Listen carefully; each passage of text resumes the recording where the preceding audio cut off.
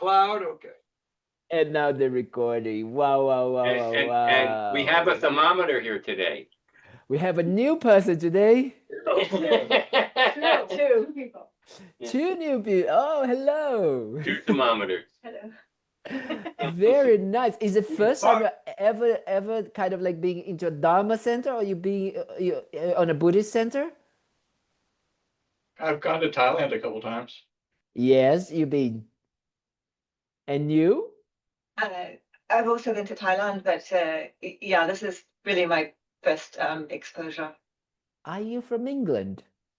My folks are Irish. Irish. Okay, that's it. Wonderful, wonderful accent. Yes, very nice. Okay, so we're gonna try our best today to be, it's gonna be a nice day, because I always say the most important is don't believe in anything I say. Okay, so that's the first rule here, especially me. Don't believe in anything I say, but investigate. Check, really try to check if what I'm saying makes sense to you. If it doesn't, then of course you can ask, but it's most important is that you try to really use it as a way to check, okay, if what Kalden is saying, does it make sense or not? How would I apply to my life? Would that help me in some way, right? And that is the idea. And help or to benefit you in some way is the utmost kind of like goal of Buddhism, to benefit us, to help us. But to benefit and help has a specific meaning in Buddhism, okay? Because it means that it's something that is gonna help you to achieve our innermost wish, the wish that we all wake up to this morning, which is, can I have a burrito this morning? That's what we all woke up to. No, I'm kidding. That is what actually our innermost wish, that's the baseline in Buddhism, is our wish to be happy and to not suffer, right? That is what we say that we all woke up to this morning, that we wake up every morning. If you think about it, nobody wakes up and say, oh, I hope my day is horrible and I can just kind of like, like there has a horrible day, that everything goes wrong, that people are mean to me, and that I kind of get scolded, that I get these and that. Not like that. Nobody does that, right? So what happens is that with time, the problem is that we are a little bit confused on how we're going to achieve that goal of happiness and how we're going to achieve that goal of not finding suffering in our daily lives. And that is when the Buddhist kind of like idea is to say, well, maybe we have tried to look for that outside for a while. And, in external things, in external objects, in external situations, in people, in relationships, in status, in money, in fame, and all of these things. And maybe we came to the conclusion that it was not there. It didn't kind of like give us what we wanted, which is that feeling of no more dissatisfaction. That feeling of there is always something missing. There's always something that could be better. There is always something that is like, oh, yeah, everything's okay. But that little but that always comes, I always give the example, because Bob, that old man that is close to you, the old one over there, that one. So Bob has been to Hawaii recently, and I like Hawaii is a place where everybody goes with that idea of like, oh, I'm gonna be so happy, it's gonna be amazing and all of that, and then you are there with everybody, everything seems to be okay, but then your mind starts to create those little issues about this, about that, and then you can't really relax, you can't really, be fulfilled, because the mind is always dissatisfied. So that dissatisfaction is what we say in Buddhism, that is the cause. It is our suffering. The Buddha called dukkha. Suffering is a strong word, because sometimes when people hear about suffering, they say, well, but I'm not starving. I have everything. I have this and that. And, I have a lot of things, so I'm not suffering. But that type of suffering that we are talking about here, the suffering that comes, from that dissatisfied mind, that mind that can't be satisfied. And that is what we are kind of like developing and, you know, and talking about here, because these teachings are about creating a path, not creating, like clearing or explaining the path that the Buddha taught in order for us to be able to achieve what we actually want. You know, lasting, peaceful type of happiness. No more dissatisfaction, freedom from dissatisfaction. So that is when we need to start understanding, and that's what we've been talking about, that experience of happiness comes from within ourselves. It's a mental state. It's a state where there is no kind of like, nothing is lacking. Everything is there. It's a state of mind that is actually full instead of like, you know, not kind of like having anything. Because sometimes when we think about it, you know, about happiness and things like that, people might think that, oh, Buddhism talks about detachment. Buddhist talks about like, you stop this, you do that, you shave your hair, go up to the mountain, become monk or nun. That's where you're gonna be happy. Not like this, right? Because actually happy is a mental state. So it is something that we need to cultivate wherever we are, whatever we are doing. It doesn't necessarily need external things in order for it to actually arise, right? So that is what we are trying to create in our lives. We are trying to develop and create the mind that will accomplish that goal. And for that, we need two things. We need to understand suffering and understand dissatisfaction, understand the causes of dissatisfaction so we can eliminate it and then make them not coming back again. And at the same time, if that is not enough, that would be already incredible if all our anger, all our low self-esteem, our anxiety, our, you know, our attachments, our jealousy, our depression, everything was going to disappear, you know, because we eliminated the causes for them to come up. But not that, that will be already enough. But Buddhism is not enough. In Buddhism, the Buddhist path says, actually, we can do that. And at the same time, we can develop and perfect our own good qualities, like love, compassion, kindness, patience, wisdom. So why do I say perfect? Because it means that we already have them within ourselves. But right now, the way that they are expressed, or the way we feel them, the way we realize them in our minds, is that they are limited and they are conditioned, right?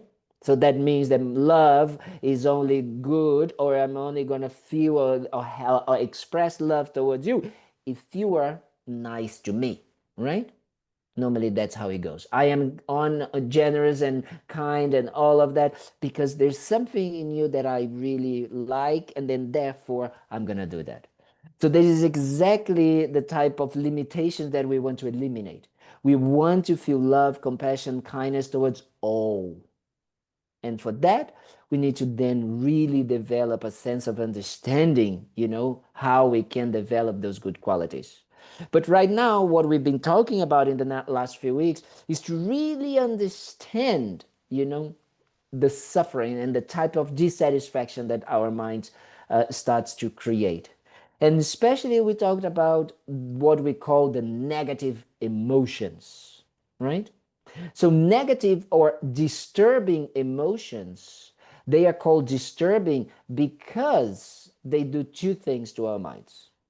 They disturb, easy, but also they create a wrong idea, or they kind of like fool us or cheat us in believing that I need that thing, or I have to be away from that thing in order to be happy and not suffer. So far, so good, my thermometer friends? Yes? Okay. So that helps us to start understanding more and more what actually, you know, how the point of Buddhism is to try to understand the mind and try to understand how those mental, negative, disturbing mental states come about. So we have been seeing that the negative, the disturbing emotions having those two qualities, what actually means in a more concrete example, for example, when we talk about attachment, why attachment is seen in Buddhism as a negative or disturbing emotion? Because attachment does what? Attachment creates, projects, completely projects an idea of an object, of an experience, of a person, of a situation, of an opinion, of a thought as being perfect, amazing, only having good qualities, right? And not only that, but I believe that this is coming from the side, from the object, right? So that means that, like, you know, that pad thai and burrito, they are delicious from the object side, right? That everybody in the world thinks that pad thai and burrito are good because I love them and they are delicious, right? So because we believe in that, we believe that then I need to have it. I grasp to it. And not only I grasp to it, you really get attached to it, but I believe that if I don't have it, I won't be able to accomplish my wish to be happy. So that's what attachment does. And the moment then I don't have what I want, the moment that I'm not in Florida and I don't have burrito in Casamaya, I become angry, right? Mind becomes disturbed because of that. So we need to start understanding, really start to understand how the mind works so we can start having the wisdom and the knowledge and the control on how not to allow ourselves to fall from the trap of these negative emotions. Does it make sense? Yes? What are your Yes. names? I'm sorry. What are your names of the new people? David, Lisa. David? Sorry? Lisa. Lisa. David David and and Lisa. Lisa. David and Lisa. Okay, David and Lisa. So the important thing is here is that what we are trying to do is that we are trying to not going into kind of like a therapy and understanding, you know, oh, I'm attached to this, why I'm attached to that, because, you know, when I was young, that happened and all of that, or, you know, I'm angry because I have this and that. That's not the idea of Buddhism. Buddhism is going to actually try to understand the mechanics of the mind, try to understand how the mind or the consciousness actually works. When I use the word mind and consciousness, they are kind of like synonymous in the way that everything appears and everything arises, and all of our experiences of body, of speech, of like thoughts, of feelings, emotions, they all are, you know, what we call consciousness or mind. They are happening, you know, in our consciousness, in our minds. So what we actually are using is that we need to understand how it works so we can start deciding what type of mental states we want to cultivate and which ones we want to eliminate. So that is why when we look into the emotion like anger, like attachment, we don't look into the story, but we look to the emotion in itself. And we start to understand the characteristics, the nature of the emotion. So if an emotion is coming up and the emotion is disturbing my mind, is creating projections and ideas that are not true, is creating the idea that I need that to be happy, or I need it to be very far from me to be happy, then this is a disturbing negative emotion. Okay? We talked about that. And we also talked about a few weeks ago about the positive emotions that are exactly the opposite of it. So a positive emotion is a mental state that actually opens my heart, makes me feel relaxed, opened, calm, right? So like love, compassion, kindness, patience, generosity, right? All of these mental states, what do? They open my mind. Why? Because I'm thinking about others. Because I'm thinking about, you know, how to help, how to support, how to be kind with others. And that is because it's based on what we call reality. What does it mean based in reality? Well, if we actually look into our lives right here and right now, we can clearly see that we are totally interdependent. It means that for us to have everything that we want and we like, it depends on the kindness of others. So people, you know, who are creating everything that we like, even they're creating burritos right now so we can have burritos, you know. So all of these nice and kind people who are doing all of these things for us to be able to enjoy the things that we enjoy.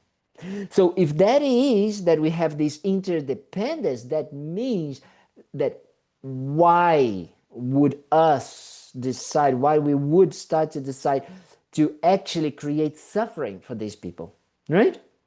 Why our interactions would be of suffering, why our interactions would be of kind of like, not developing kindness, love, and compassion towards these people. And more than that, we would start understanding that the same way that we want to be happy and we don't want to suffer, others are exactly the same, right? They also don't want to suffer and they also just want to be happy. Every single person in the universe that woke up today also wants that. I'm not discussing here what is that they think makes them happy or what do they think it makes them. I'm not talking about the confusion. I'm just talking about the plain wish to be happy, right?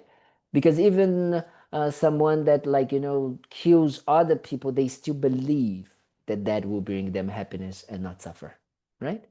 Even the person who would kill themselves also believe in that, is believing in that. So that is why it's important for us to understand that the baseline. And we start to understand, okay, but I understand, Kalden, makes sense. I understand that we have negative emotions. I understand that we have positive emotions. And I understand that I want to kind of cultivate the positive ones and I want to eliminate the negative ones. Why can I not do it? Well, because we have been habituating ourselves. We have strong habits on these negative disturbing emotions. If you think about it, David, are you from Florida? Do you guys live in Florida? Yeah. Yeah. So you guys know how driving in Florida is, kind of like difficult, sometimes. And Yep. then it's a kind of like I was in Ireland last year and it's such a beautiful place and everything's so calm and we were in the countryside close to Cork, I think. Yes, Lisa, yes. And then, driving over there was so nice, so kind of like relaxed and all of that. And then I came to kind of like Florida and it's like, wow, crazy, And then, That's a culture shock. and then you're kind of like, wow. So then, you're driving, the place where when I go to Florida, I stay in a place very close to the center. So it's like 5-7 minutes, but even 5-7 minutes, wow. And then people come and they cut in front of you and they got this and that, And so I always say spontaneously, without any effort, anger comes up, right? Irritation, frustration without any effort. We don't need to kind of like make any effort, just kind of like arises. Why? If we understand what we just said, we want to be happy, we don't want to suffer. Why? Well, because of habits, because we are habituated into these patterns and we just allow these things to go again and again and again and again.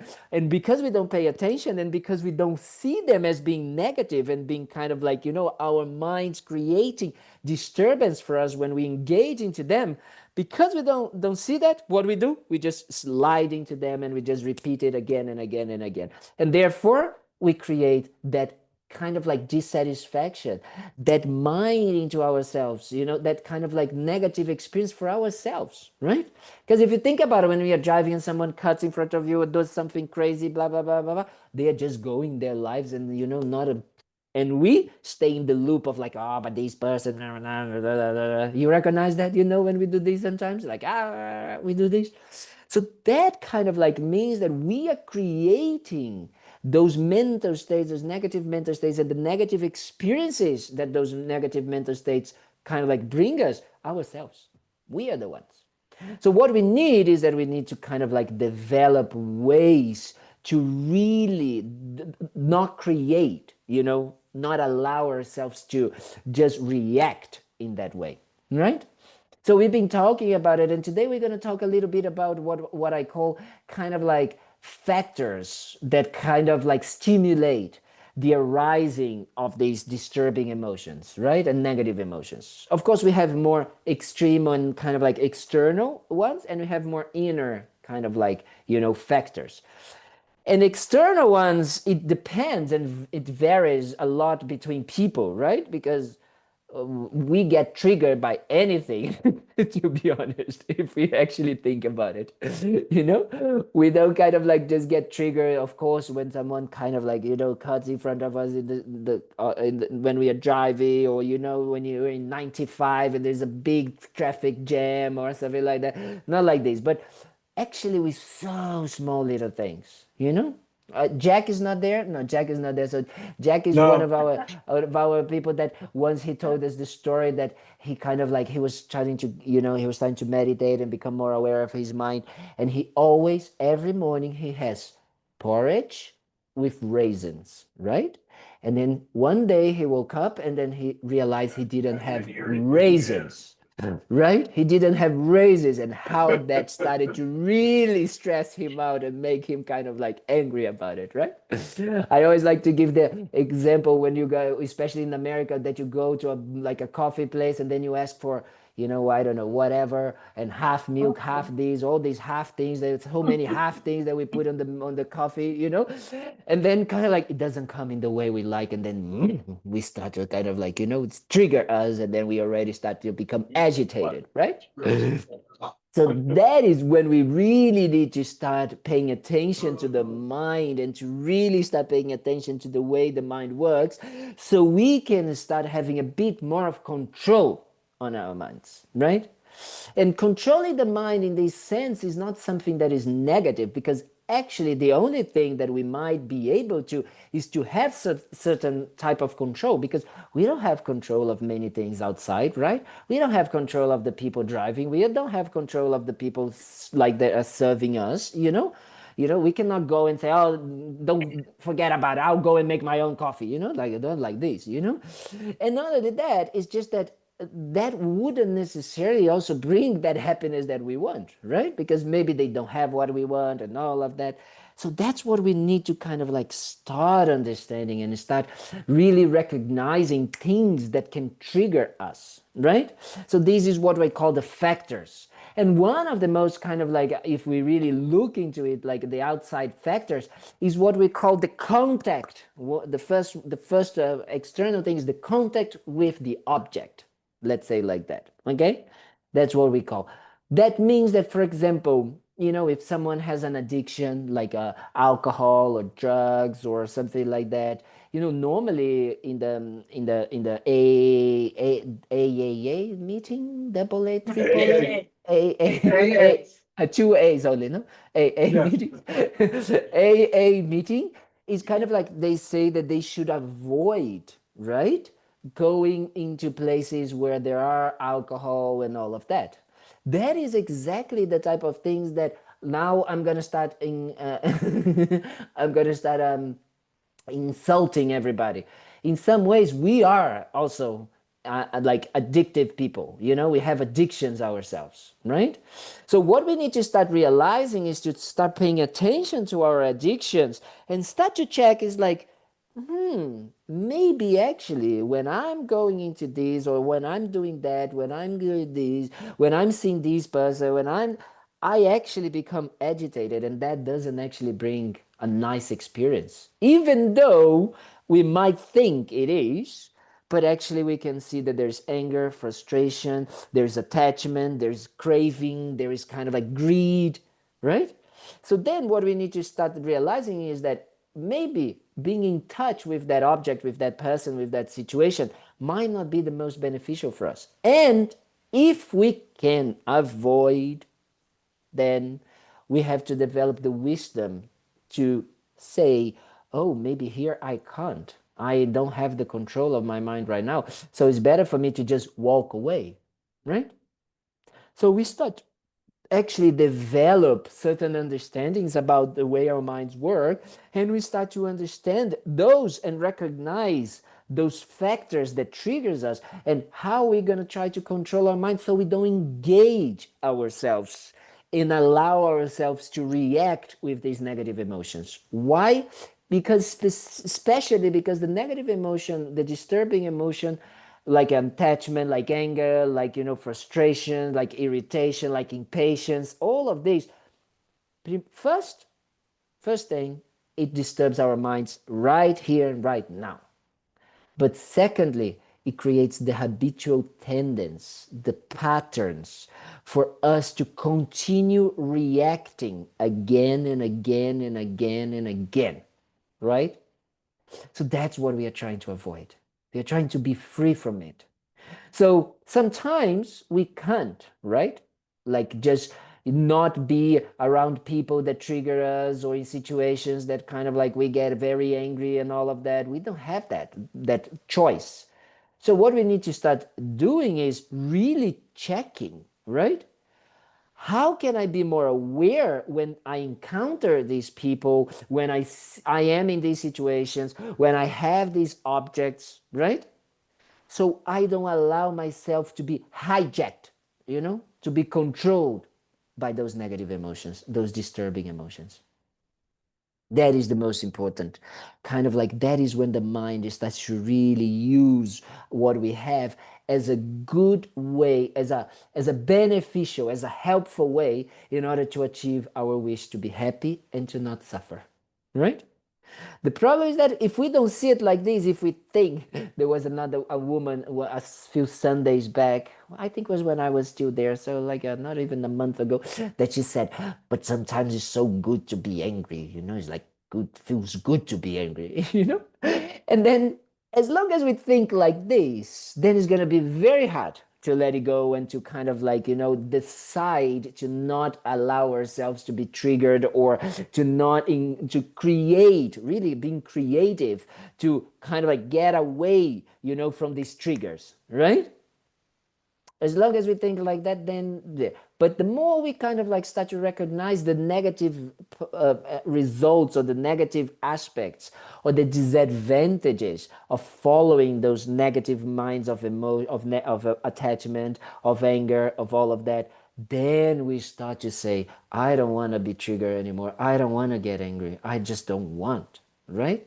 So we start to consciously, with an intention, to look for ways to not allow ourselves to be triggered, right?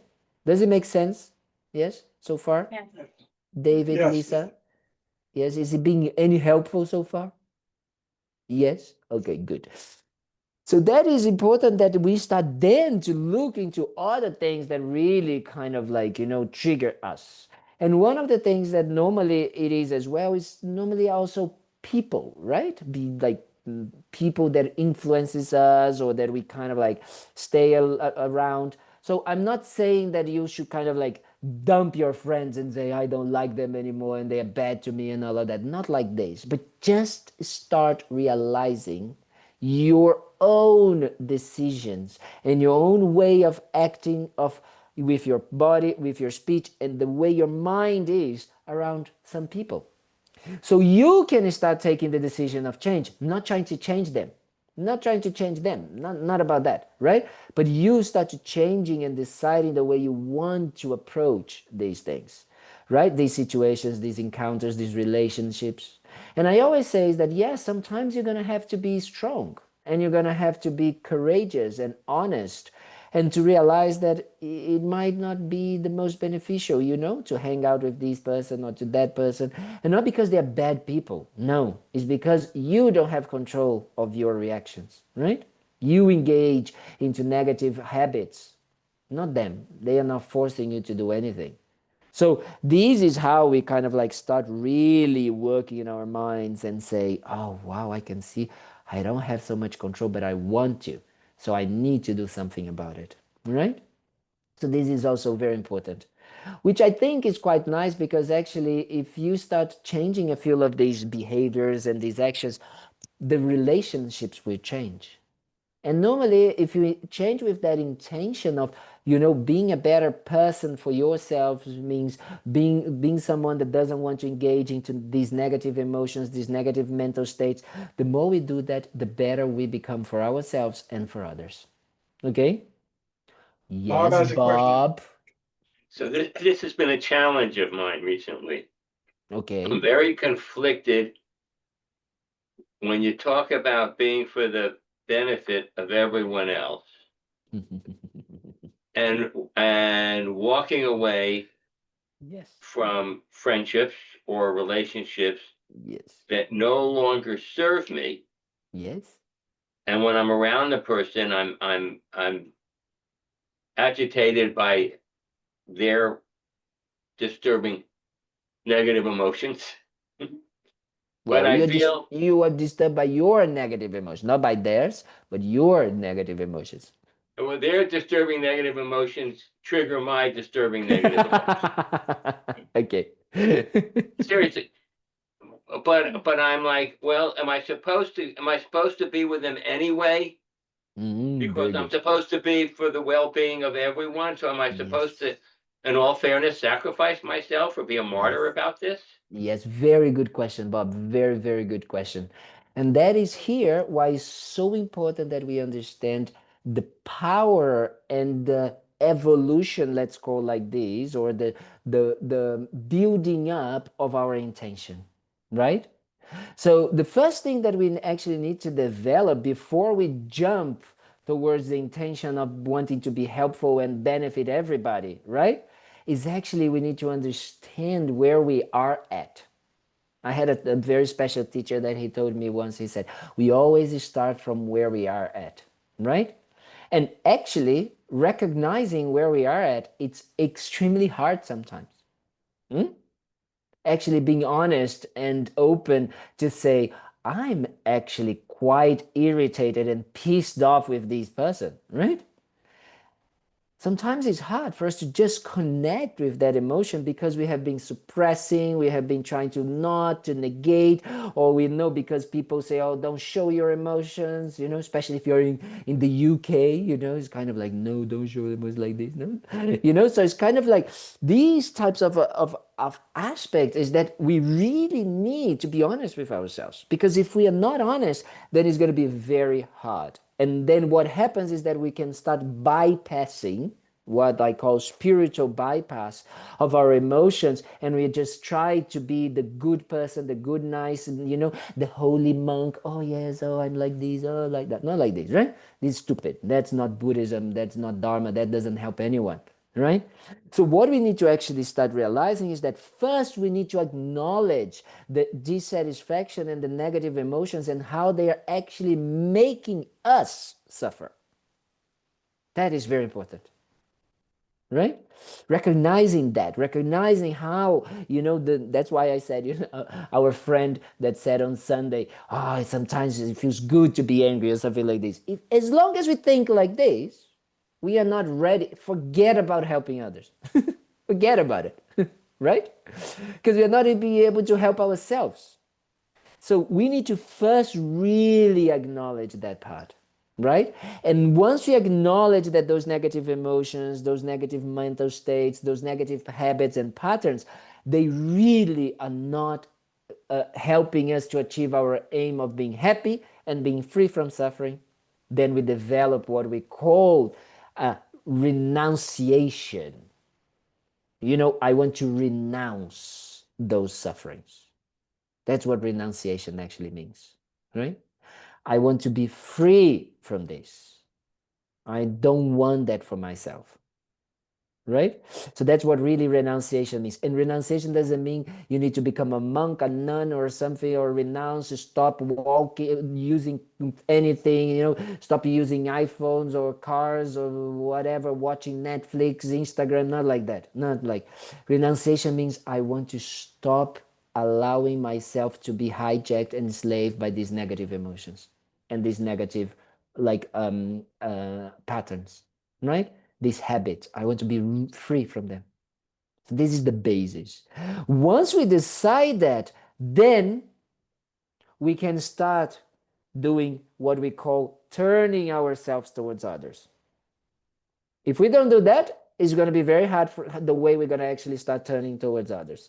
And then when we start saying, I want to be free from this because I know that these makes me suffer, and then these negative emotions makes me really completely disturbed. And the same way that these negative emotions, disturb me and I don't like it, actually every single person is exactly the same. So then when you said yourself, the negative emotions of this person triggers my negative emotions. So this person is hijacked or, kind of like being enslaved by their negative emotions, right? So person is not abusing us because they enjoy it, but actually they are completely confused. The person doesn't insult us because they like it, but it's because they think that this is going to bring them happiness and not suffer. Right? So that is when we start to really develop what I call an authentic sense of compassion, of altruism. Because I know that what I want is not this person to like me, not just this person to see how amazing I am, to be kind to me, to be generous to me and all of that. I want this person to be able to be free from their suffering. Because I want that. I understand. I understand the mechanics of my mind, and the mechanics of all our minds are exactly the same. I'm not talking the triggers, what triggers, I'm not talking the stories, I'm not talking the habits, I'm talking the mechanics of the negative emotion. It's exactly the same. In me, in you, in David, in Lisa, in Debbie, in everybody. Iris, in Roy, everybody. Right? The reason why they come up, very different. Then everybody has their own. But the mechanics of being distressed, disturbed by those negative emotions is exactly the same. So if I want to be free from that, I want others to also be free from that. So when I just start to develop that, go Iris. Do you have a question? Can I go further with what Bob said? So if he's getting agitated from listening to somebody venting or being agitated about something, does he kind of like not listen? Does he So- try So I put to, my fingers in my ear? yeah, do I try to convince me, do I try to just listen and say, gee, I'm sorry you feel that way? Or do you Okay, try to okay. solve the problem? What do you do? Very good, Iris. But you and Bob, you are worried about the result. You are asking me, what should I do? You're And just I'm like, kind of- telling, and I'm telling you, there is no such thing as what should you do, because you Okay. should actually check your intention.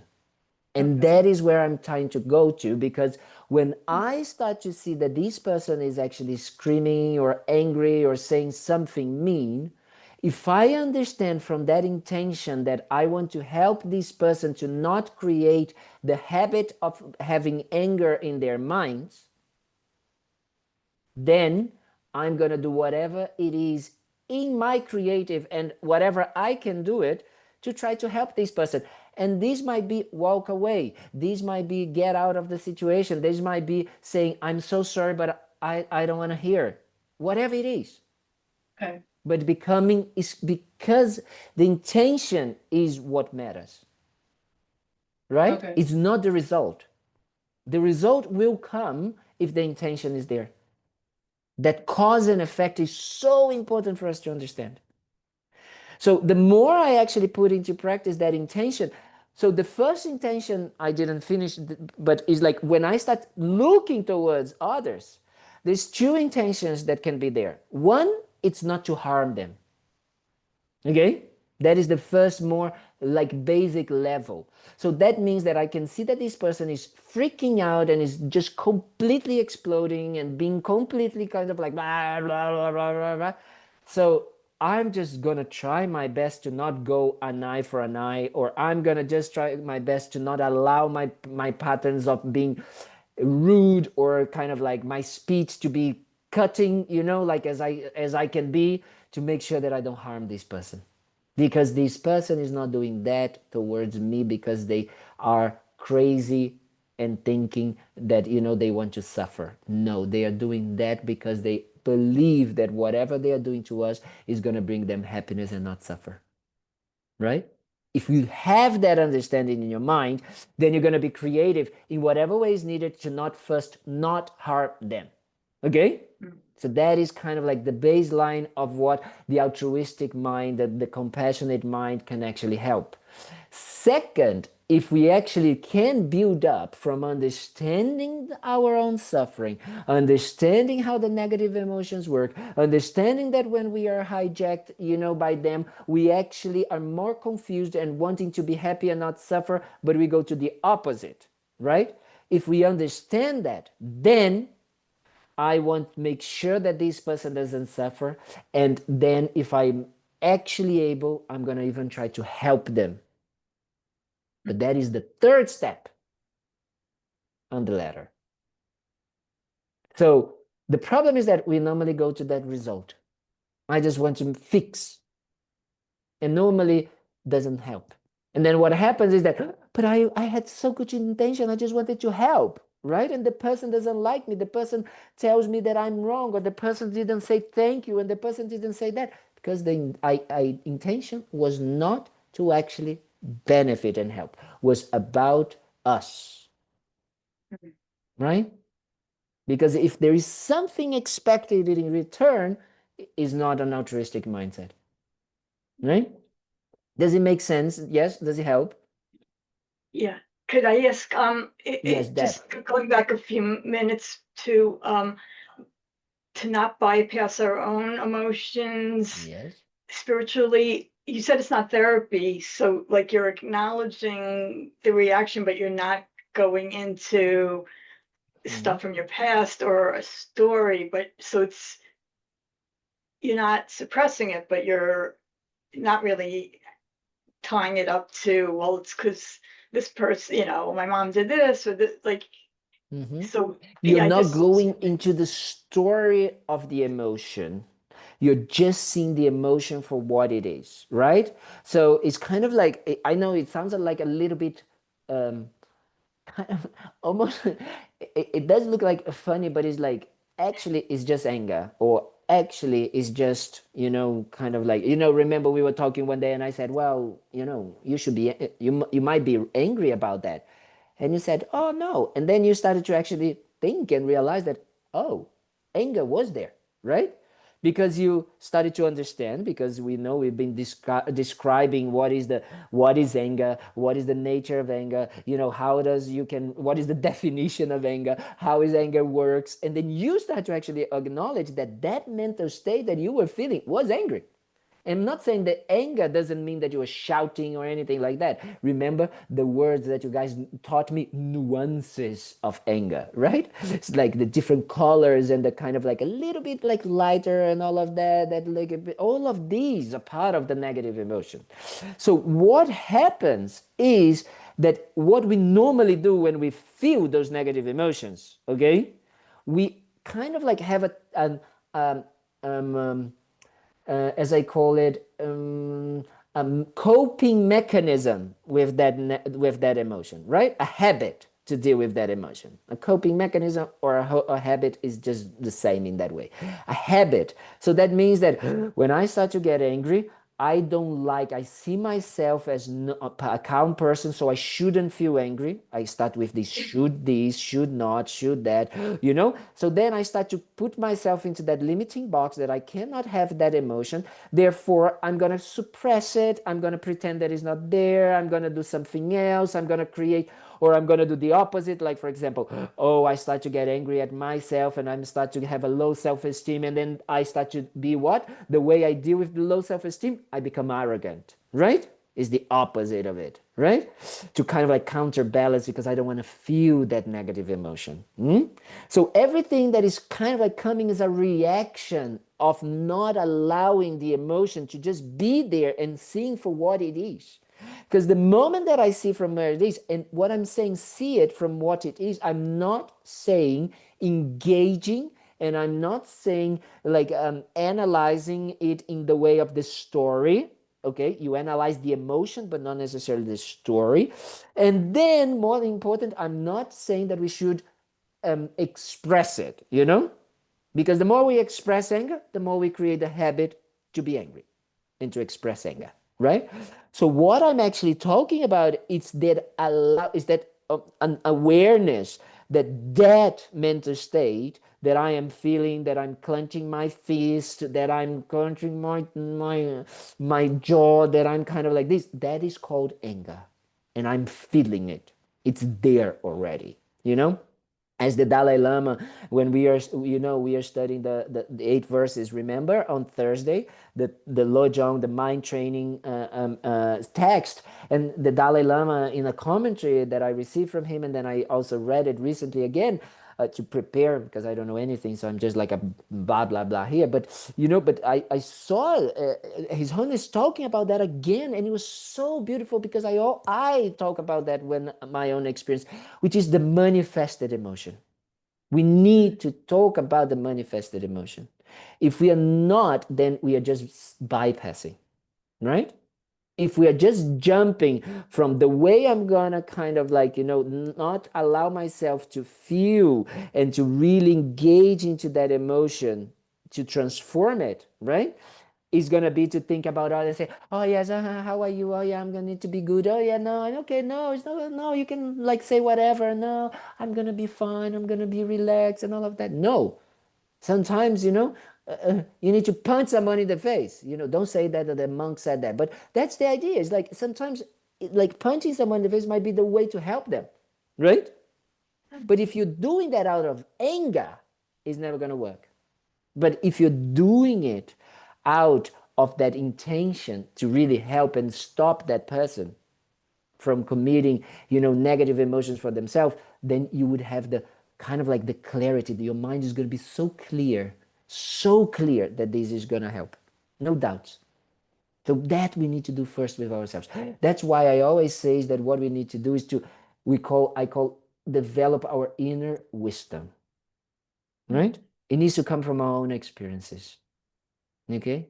So you understand, David and Lisa, that's why I said to you guys, don't listen to anything I say, because I just say crazy things. So, but investigate, really check if that makes sense, right? So that is important. That is very important to kind of like start understanding on the mind is like, oh, okay, that makes sense. That kind of like, I understand that when I am with a clear mind, when I am allowing my emotions, when emotions can come up and I can see them, and I can then see that, oh, actually following them is not the best thing, right? Actually, and then you start to analyze from the different points of view. That's like, well, actually it's telling me that if I have that, I'm going to be happy. That's not true. I've tried that, right? Or, oh, it's telling me that this person is bad and all of them has done this for me. Well, but yesterday they were my friends, Oh, but today they did that. Well, but they also have good things. So I start to counteract my own idea that the negative emotion is creating. Does it make sense what I'm saying? you. Iris? Yes? Yes. Okay. Yes. Because then out of this, I'm going to have the space to deal with that situation with that person. Right? Once I dismantle, wow, very good word used by Kalden right now, dismantle that emotion, right? I am actually having the clarity and the space. And then if I add that compassionate, that authentic compassion, right? Intention, then I have that intention, then I can do whatever is needed to not harm that person and even to help them. Does it make sense? That's why another word for negative or disturbing emotions is obscurations or obstructions. Obstruction, is it? Yes. Obscuration. Obscuration. They're obscuring our kind of like clarity, our inner wisdom. Obscuration, Right? That is the thing. So that is why we really need to understand, and become familiar with those triggers and, those factors, so we can start really, checking. Because of course, there's a lot of things that we see, that we do, that we kind of like listen and really start checking if those, like following and engaging with those things, doesn't like, if really makes sense to continue, right? And also, one of the more inner mental states that we need to start thinking is that what we call inappropriate attention. Is like, are we actually paying attention to our minds? Are we really, like aware of what's going on? Or we are just in the autopilot, being controlled by our minds, right? So that is what we need to kind of like start developing. If that is the case, then I need to start, I want to develop more awareness. I want to develop more knowledge. I want to develop more, tools, so I can like help myself to be free from them, and therefore develop that authentic wish to help others so they can also achieve this freedom from their own negative emotions, the negative patterns. Does it make sense? Does it help, Debbie, as well? Yes, thank you. Yes? Okay. Very helpful. Because then it's really important, you know, that kind of like we really start, because I hope the next week we can talk a little bit, our last 2 weeks, these until November, when I come back in November, you know, we're gonna talk. I want to try to talk a little bit about karma, you know, because intention is karma. That's what it actually is, right? We talk so much about karma and about kind of like habit. Yes, but karma is a little bit more complex than just habitual tendencies and patterns. Bob, you wanted to say something or ask something? Yeah. I find the challenge of not being an autopilot overwhelming. I'm just constantly amazed at how Very I difficult. cannot not be an autopilot. No? Is there, and you, I mean, outside of meditation, so that you're aware of your thoughts, any other ideas, except Yes. to keep reflecting on it and working on it? That is the thing. It's just like there's no quick way, or there's no even kind of like, you know, external things of what we are talking about here. They can be help. They can help. They can be um, support, but they will never do the job of the inner awareness and inner attention, right? So that's why for us to develop those mental states, what we say is that we need to develop the 3 types of wisdom that will help those mental states to sustain and keep them, right? So the first one is what we are doing here, you know, which is the wisdom of learning. And the more we learn about the mechanics of the mind, and to be honest, and I'm not saying this because I'm a Buddhist, Tibetan Buddhist monk, but what we learn in Dharma is something that we like here in Buddhism is not going to be taught almost anywhere, right? Because the Dharma means like an antidote for our suffering, right? That's what the Dharma or the Buddhist teachings are. The Buddha only taught, they only gave any teachings or any explanations as a medicine for our suffering. So that is the intention, right? Of this, of the thoughts, of the speech, of the methods. So of the knowledge, of the philosophy in itself. So that part is so important that we really try to continue studying and learning. But just doing that, then we do the same thing that we do it in school or in university. We keep that knowledge as if it was something out there, you know, and we don't bring to our own experience. So that's why I said to our new friends, David and Lisa, that they need to really investigate what I'm saying and put into their own experiences. Because I can be here and, you know, the Dalai Lama can be there saying about how to control the mind, how to achieve happiness and all of that. But if you don't do it with yourself, it makes no difference to your life. And that's what Buddhism is concerned about your own life and your own experience to find happiness and to not suffer, right? So then what we call is that we start to do what the second type of wisdom we call contemplating. We start to contemplate. And contemplate is not just like thinking, you know, no, don't think, I stop. Like, no. Contemplation means really analyzing and investigating and trying and checking and double checking again and again. And that is the process that it takes time. And guess what? We're gonna really like how can I say, fall into the old habits and be on the autopilot most of the time. But it's a process, right? So nowadays we are 100% of the time in the autopilot, in the kind of like engaging with these negative emotions. The more we do it, if we are now staying 99.99%, it's already better than 100, right? And that's what we need to always contemplate on and like remind ourselves. There was one of my special teachers as well, it's very funny because he was very, very simple, but he used to say, just keep going, right? It's just that, yes, it's hard, yes, it's overwhelming, yes, but you just keep going because you feel the benefit in your own life, right? On those 0.001% of the time, you feel the benefit. So that inspires you to continue. So that is the second time, the contemplation. And the more you contemplate and the more you come to the conclusion and you realize that, oh yes, I don't want to be angry.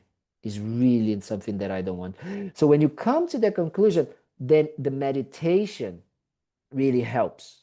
And here, a specific two type of meditations that we normally use. One is what we call calm abiding or focusing or relaxing meditation, which is the meditation that will help our minds to calm, to relax, right? And to focus. And the goal of that meditation is actually to be able to put our minds into any positive mental state that we want for as long as we want.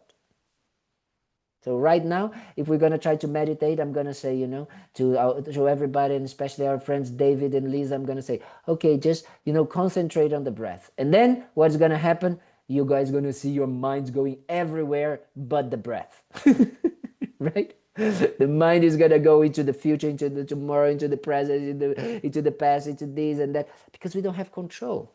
So we need to calm and focus the mind. So that is the first type of meditation. And then we use what we call analytical meditation. So you use what we just learned, what we contemplated about, and we familiarize ourselves once we actually get into the conclusion. And we familiarize with that conclusion again and again and again and again and again. So that's why we need that concentration, because the more we stay with that mind, with that conclusion, that positive conclusion, the faster and the more intense is the change. Does it make sense what I just explained? Can you explain analytical just a little more deeply or a little more? So you mean the meditation part? The analytical, yeah, the analytical, Yes. yeah. So why do we need the calm abiding and the because we can't right now put our minds wherever we want. So the analytical makes those virtues, those positive, those kind of like mental states that come up, like those conclusions that say, oh, actually anger is bad for me, I don't want that. So when we use analytical meditation, we come with that conclusion, then we need to come with that like mental stability, focus to make our minds as long as possible stay with that thought, with that understanding, with that insight, as we call. And the more we stay with that insight, the more it transforms our minds. Does it make now better? Absolutely. Thank you. Okay. So there's no Amazon Prime kind of like getting out of the autopilot. No possible. Unfortunately, there's no such thing. So that's why it's important for us to understand that it is a kind of like a build-up process, but also it's a kind of like a deeper process. We going deeper and deeper and deeper. So that's what we can do. The good thing is the more we understand, the more we study, the more we contemplate, the more we meditate, the easier it becomes, right? Like everything else. And the more we do it, the more also we enjoy doing it. because now we are 98% of the time, still in the autopilot, but those 0.02%, wow, we are really enjoying it, right? So that is the idea. That's what we kind of like try to develop in ourselves more and more. So that's why it's hard, and that's why I feel that, like, it's difficult for people, to really keep going, because it's just so much easier, right? I always say that because some people think, it's like, because I used to work in finance, I was in the financial world and working, and I'm a lawyer and all of that. And, I was starting to get to make money and start to enjoy kind of like all this, the sensory experiences of the world, and to be honest, it's much easier to be in the autopilot and just allow these mental states, right? It's just easier because you don't make any effort. You just go. However, even though it's easier, the result is much more suffering. Right? The result, just as I like to say, what brought me to kind of like look for a spiritual path and ended up like meeting Buddhism, 12 years ago, and my teachers and all of that, was because that autopilot and those experiences created an even bigger hole here of no satisfaction, right? I was even more distant and feeling less dissatisfied, more dissatisfied, less satisfied, right? Even though I started to make money and have friends and have all of that, and then what, right? It's almost like, oh, you should walk up that hill. It's going to be amazing. You're going to enjoy so much. And you walk and you say, well, actually, it didn't bring me what I wanted, which was peace, love, compassion, kindness for myself and for others, right? That feeling of being in peace, of being, I don't need anything. I don't need to be anyone. I can just be, right? So that is very kind of like important, that we really start developing the familiarization with that mental state. And then with time, yes, it's hard. Yeah, it is, but it becomes easier as well. Okay? Yes, thank Okay. you. Any more questions or no doubts? Because then I'm just gonna I'm just gonna talk about that the two main inner kind of like factors, or that we have. It's of course our habits, right? Our habitual patterns, but also it's what we call the seeds or the potential. They're very similar in some ways, but they are a little bit different, right? So the habits, they are kind of like our emotional patterns, that is kind of like is almost like our autopilot, let's say like that, or is the automatic reaction, right? So that is the habit. The predisposition or the seeds, it's kind of like you have the potential when the conditions happen to actually experience that suffering. Hmm? So it's kind of like realizing that even though we might not be suffering right now, but because yesterday I got angry with that person, I created the potential to actually feel anger again if I don't do anything. Do you understand? So that is very important, because then we start to understand that if I don't do anything about it, if I don't understand the disadvantages and, really decide to abandon these habits, these predispositions, these inappropriate attention, these kind of like, contact with the object, these negative emotions, and really like avoid in a way of eliminate those factors, I'm possibly will continue to suffer again and again and again. So I really want to change, the way I behave, the way I think, so I can be free from that. That is why we need to study and understand more about karma. Really understand, what karma really means, how it works, and how kind of like directs us to one place or another. Because karma, the definition is intention or cause and effect. It's the law of cause and effect, right? But actually, to be honest, like more the causal. So that means is the intention that we put will bring a result. So if I put a positive intention, I will have a positive result or a result of pleasure, of happiness. And if I put an intention of a negative intention, then I'm going to have a negative, unpleasant experience. It's just that simple. But normally, when something bad happens to us, what we think is like, why is it happening to me? You know, it's kind of like, I didn't create the causes. There's no such thing if we understand karma, right? If something is happening to me that I am not liking, enjoying, I'm feeling unpleasant, whatever it is because we created the cause for it. We create the intention. We create the seed for it. So next week, we're going to talk a little bit more, start talking a little bit more about that. Okay?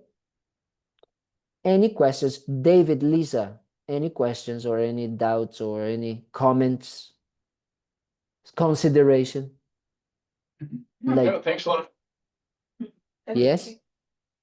Has been good, beneficial? Everybody's good.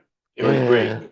Okay, Great, thank you. so we're gonna stop a little bit like right now because I don't want to start karma today because otherwise it's gonna create more confusion. And also I think that staying more than an hour looking at the screen tires, the mind. And I have these watch that keeps saying to me, go for a walk, you've been sitting for too long. He's the boss now. He's the boss now, So we just do one thing we should have done in the beginning where we created a little bit of an intention and motivation, but now is what we call the end of the teachings. We always do what we call a dedication. And a dedication is almost kind of like using what we took from this time together, whatever we learned, whatever we kind of like, had an insight or had a kind of like, a way of thinking that has benefited us. We try to then create another intention or another motivation, like to make sure that we don't lose that, and just say, oh, okay, yes, now I did that in the Buddhist center, it's good. Then I go back and I'm driving and someone cuts in front of me and I just go like, this person, not like that. So we make sure that we really try to develop that intention to use everything that we have learned, everything that we heard, everything that we contemplated, everything that we meditated on, in order to help ourselves to be free from suffering and help others to be free from suffering. So that is the dedication that we try to do. Try to do this, dedicate that effort that we just did, because as Bob said, it's difficult, yes, but you guys just did an incredible effort right now, right? So dedicate that effort that you did for being here physically, for listening to this blah, blah, blah, for not sleeping, keeping yourselves awake just to be here, and use that effort to really, in your daily lives, in every situation with whoever you meet, to really benefit others. Okay? Benefiting others in the sense of understanding you needing to be free from your own negative emotions, your own negative habits, your own autopilot, and therefore, if you can, not harming others, and if you even can better, not creating, helping others to achieve that freedom. Okay? For that, we need to actually do that with ourselves first. Okay? So that's why we kind of we dedicate for this. And of course, we would not be here if it was not for the kindness of all of these beings, these people like Lama Zopa, like Lama Yeshe, like the Dalai Lama, who've been teaching these teachings, so we can receive that knowledge and we can contemplate and meditate and transform ourselves. So we actually, dedicate for them to have a long and healthy life, especially the Dalai Lama. And then we also dedicate for Lama Zopa Rinpoche to come back and to continue guiding us really, really, really, really, really, really soon. And we also dedicate for Thubten Kalden, this incredible place, this incredible center that is a space for us to be able to talk and discuss and contemplate and meditate, for it to always continue going again and again and again. Okay? So I see you tomorrow morning. For those, David and Lisa, we have meditation tomorrow morning, 7:30 in the morning. So if you guys want to online, it's on online. Exactly. Roy is not gonna be there opening the TV for you guys. So it's online. Otherwise, on Thursday we have 7:37. We have at 7 we have teachings again, and on Sunday we also have teachings. Okay. So thank you so much, everybody, for being here. Thank you, Venerable Kalden. Thank you, Venerable Thank you, Kalden. Venerable. Thank you, thank you, thank you. Wonderful, wonderful evening. Thank you, Thank you. Venerable.